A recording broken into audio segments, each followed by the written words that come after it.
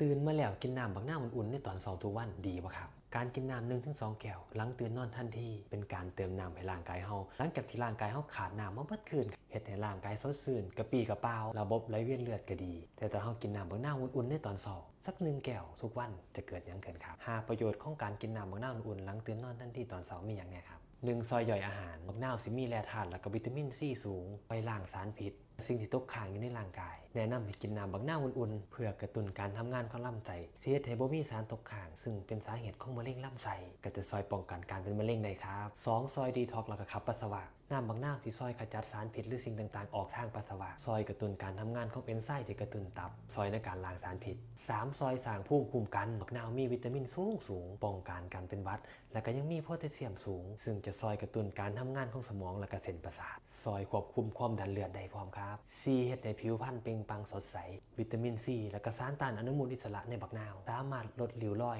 ลดสิวแก้ปัญหาหน้ามันเฮ็ดให้ผิวพรรณเปล่งปลั่ง